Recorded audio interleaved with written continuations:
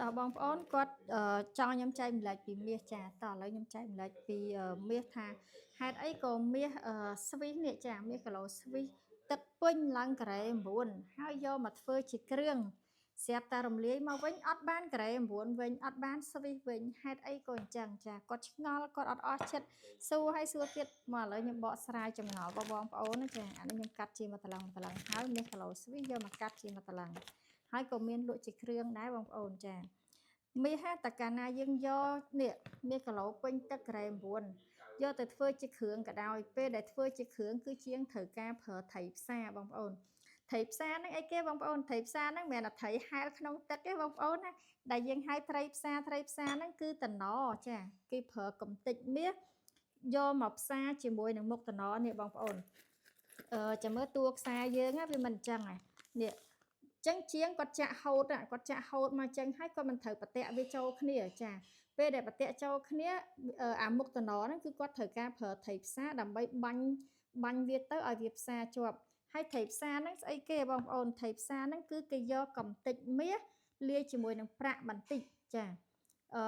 បើសិនជាមាសយើងទឹក10យើងហៅថាការ៉េ9ទឹក10ចឹងណាចឹងត្រីផ្សារហ្នឹងជាងគាត់អាចប្រើទឹក9កន្លះឬក៏ទឹក9អីអាហ្នឹងតាមបច្ចេកទេសជាងណាចាខ្ញុំអត់សូវដឹងទេចាគ្រាន់តែខ្ញុំដឹងថាអាហ្នឹងគឺជាងគាត់ត្រូវយកកតិចមាសទៅលាយជាមួយប្រាក់បន្តិចដើម្បីឲ្យវាធ្លាក់ទឹកហេតុអីបានត្រូវធ្វើឲ្យវាធ្លាក់ទឹកចុះផ្សារយើងចាំបាច់ទៅយកអាមាសធ្លាក់ទឹកយកមកផ្សារទៅអីមិនក៏ផ្សារវាចូលគ្នាដោយសារអញ្ចេះបងប្អូនមាសទឹកវាខ្ពស់សារធាតុមាសហើយនឹងប្រាក់បើសិនជាយើងប្រើភ្លើងប៉ាន់គ្នារយៈពេលប៉ាន់គ្នាមាសអត់ទាន់រលាយទេប៉ុន្តែប្រាក់គឺវារលាយមុនហើយចាអញ្ចឹងបងប្អូនប្រាក់គឺវាងាយនឹងរលាយមុនមាសអញ្ចឹងដើម្បីផ្សារជាប់គេត្រូវយកមាសហ្នឹងទៅលាយជាមួយនឹងប្រាក់បន្តិចចាគឺគេឆាបមាសឲ្យទៅជាកតិចហើយគេលាយប្រាក់បន្តិចឲ្យវាធ្លាក់ទឹកអញ្ចឹងបានន័យថាតួខ្សែក្នុងមួយកាំហ្នឹងគឺទឹកវាពេញហើយប៉ុន្តែកន្លែងតំណវាគឺទឹកអត់ស្មើគ្នាបងប្អូនដោយសារអីពេលដែលគេបាញ់ភ្លើងទៅកន្លែងត្រីផ្សារហ្នឹងបើសិនជាគេប្រើមាសទឹកប៉ុនគ្នាបាញ់ភ្លើងទៅគឺវាលាយស្មើគ្នាតែកាលណាលាយស្មើគ្នាខ្សែហ្នឹងធ្វើអត់ចេញជាខ្សែទេចាបងប្អូនចង់ដឹងសួរជាងចាជាងគាត់ដឹងហើយចាគ្រាន់ថាអ្នកខ្លះគាត់អត់និយាយប្រាប់អស់ទេចាគាត់ប្រើតែពាក្យថាត្រីផ្សារប៉ុណ្ណឹងគឺចប់ហើយចាប៉ុន្តែខ្ញុំរៀនចេះពីដូនតាមកចាគឺម្ដាយខ្ញុំគាត់ប្រាប់អញ្ចឹងតែកាលណាយើងបាញ់ភ្លើងទៅបើសិនជាទឹកមាសហ្នឹងវាប៉ាន់គ្នារលាយស្មើគ្នា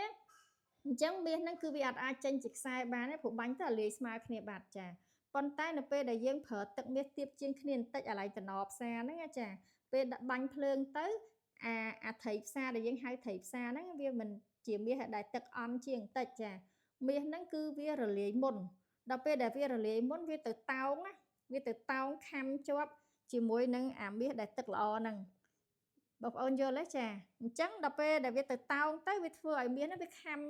វាខាំស៊ីគ្នាវាមានញ៉ាំវាដាក់ទៅវាត្រូវគ្នាហ្មងបងប្អូនចាអញ្ចឹងហើយដែលគេហៅថាត្រីផ្សារដោយសារតែមូលហេតុមួយហ្នឹងហើយបានជាពេលដែលយើងយកគ្រឿងហ្នឹងទៅរំលាយមកវិញគឺជាទូទៅគឺវាធ្លាក់ហើយចា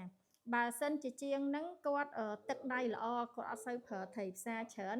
អាចធ្លាក់ត្រឹម1លេខកន្លះបានន័យថាធ្លាក់1%កន្លះតែជាទូទៅសម័យឥឡូវវាច្រើនតែធ្លាក់2%ចាប៉ុន្តែបើសិនជាម៉ូតហ្នឹងប៉ោងម៉ូតឥឡូវវាយពុំអីចឹងណាជាងគាត់ប្រាប់ថាចាយសុំប្រើត្រីផ្សារច្រើនតិចចាយណាព្រោះស្ដើងបាញ់ភ្លើងទៅអត់ជាប់ទេតើប្រើត្រីផ្សារច្រើនតិចអាហ្នឹងអាចធ្លាក់ប្រហែលជាលើស2%ទៀតបងប្អូនអាចចូល3%អញ្ចឹងទៅចាហើយតួខ្សែដែលអត់ធ្លាក់មិនអត់ធ្លាក់សោះទេបងប្អូនយ៉ាងហោចណាស់ក៏ធ្លាក់តិចតួចដែរ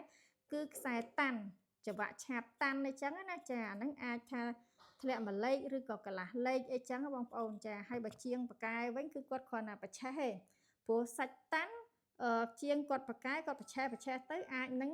ដូចជាមិនធ្លាក់អីដែរចឹងណាបងប្អូនចាតែក៏វាតិចតួចដែរវាមិនមែនជាទូទៅគឺតិចតួចចាចឹងណាបងប្អូនចាអាហ្នឹងហើយជាមូលហេតុដែលថា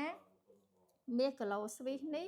ហើយនឹងមាសគ្រឿងគឺវាខុសគ្នាបងប្អូនចាទោះបីយើងយកស្វីសមកធ្វើជាគ្រឿងក៏ដោយពេលដែលរំលាយទៅវិញគឺវាអត់បានស្វីសវិញទេបងប្អូនណាហើយដើម្បីយកអាគ្រឿងនេះមកទៅជាស្វីស ឧទាហរណ៍ថាអានេះវាទឹកពេញហើយទឹក10ពេញអញ្ចឹងអានេះយើងរំលាយមកវិញវាសល់98%បានន័យថាក្នុងមួយត្រឡឹងគឺមានមាស 9G 8ហ៊ុនបានន័យថាវាបាត់2ហ៊ុនព្រោះវាបាត់2%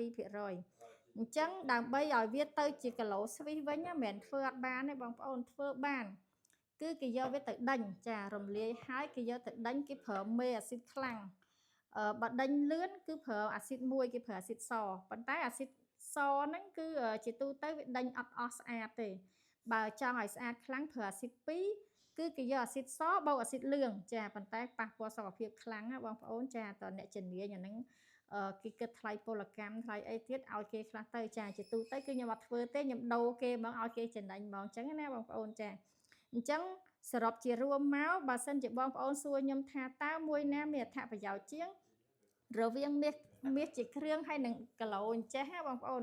តាមពិតវាមួយបែបម្នាក់ទេដោយសារអីអានេះគឺវាទឹកពេញយើងងាយស្រួលក្នុងការទិញលក់វិញក្នុងមួយតឡឹងអាចត្រឹម$20-30ឬ$50អីចឹងទេពេលដែលមាសក្លុកខ្លាំងចាអញ្ចឹងបងប្អូនដែលចង់សំមាសចង់លេងហាងឆេងមាសចង់ចំណេញជាទូទៅគឺគេទិញមាសដុំប៉ុន្តែគុណវិបត្តិរបស់មាសគីឡូដុំនេះគឺអត់បានពាក់លម្អខ្លួនទេបងប្អូនណាចាយើងទៅកម្មវិធីអីអត់បានពាក់ទេអានេះបានត្រឹមតែទិញទុកចាទិញទុកយកចំណេញអាដុំតូចអីហ្នឹងចាទិញទុកយកចំណេញអីចឹងណាបងប្អូនចាប៉ុន្តែមាសគីឡូគ្រឿងយើងបានពាក់លម្អអ្វីត្បិតថារំលាយមកវិញវាធ្លាក់តិចតួចហើយលក់ទៅវិញវាខាតច្រើនជាងក្នុងមួយជីខាតដល់$10ឬក៏ជួនកាលអាចលើស$10ទៀតប៉ុន្តែយើងបានពាក់អញ្ចឹងបងប្អូនចាអញ្ចឹងសូមឲ្យបងប្អូនកាត់សាញបន្តិចណាសូមកាត់សាញបន្តិចថាបើសិនជាយើងយកលុយទៅទិញឡានទិញម៉ូតូក៏យើងមានការខាតបង់ដែរចំណាយ$10000ទៅទិញឡានលក់វិញឡានហ្នឹងបានប្រហែល$6000-7000អីទេអញ្ចឹងបងប្អូនម៉ូតូក៏យើងខាតដែរប៉ុន្តែគុណសម្បត្តិរបស់ឡានម៉ូតូគឺយើងបានជិះយើងបានធ្វើដំណើរណាយើងបានប្រើប្រាស់អញ្ចឹងតើយើងគិតកាត់សាញខ្លះណាបងចាគិតថាខាតតិចមែនតែយើងបានពាក់ដែរយើងទៅកម្មវិធីឲ្យបានពាក់ដែរអញ្ចឹងវាទៅលើតម្រូវការរបស់អតិថិជនរៀងខ្លួនទៅលើតម្រូវការរបស់បងថាតើបងត្រូវការពាក់ដែរអត់បើត្រូវការពាក់ចូលកម្មវិធីមិនខ្លាចខាតទេបងណាទិញហ្មងទៅទិញជាគ្រឿងចឹងទៅចាពីព្រោះតម្រាំតែចេញជាគ្រឿងមកអញ្ចឹងបងអើយចាជាងក៏គាត់ត្រូវការប្រើកម្លាំងពលកម្មគាត់ដែរគាត់ត្រូវការប្រើហិតណាបងប្អូនណាប្រើសុខភាពខ្លួនឯងទៅហិតជាមួយនឹងអាស៊ីតណាបងប្អូនណានេះបើឲ្យខ្ញុំធ្វើជាងខ្ញុំអត់ធ្វើបងប្អូនចាប៉ះពាល់សុខភាពចាបើជាងគាត់ធ្វើទៅគឺប៉ះពាល់សុខភាពប៉ុន្តែមុខរបររបស់គាត់ចា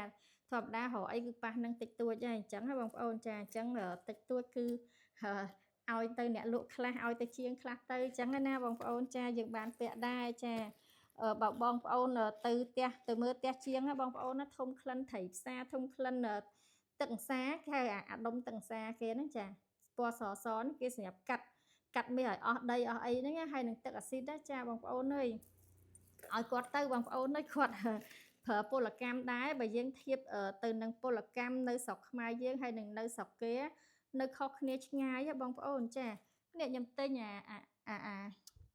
អានេះបងប្អូនខ្ញុំយកអានេះឈ្នួលថ្លៃណាបងប្អូនណាចា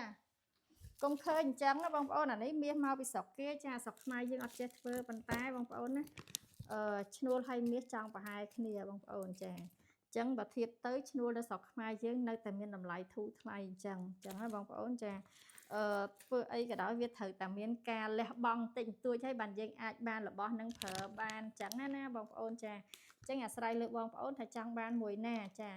បើបងប្អូនមានគ្រឿងពាក់ហើយក៏ទិញមាសដុំទុកចំណេញទៅអញ្ចឹងណាហើយបើបងប្អូនទិញមាសដុំគ្រប់គ្រាន់ហើយចង់បានមាសគ្រឿងពាក់លម្អដែរក៏ទិញគ្រឿងទៅអញ្ចឹងណាបងប្អូនចា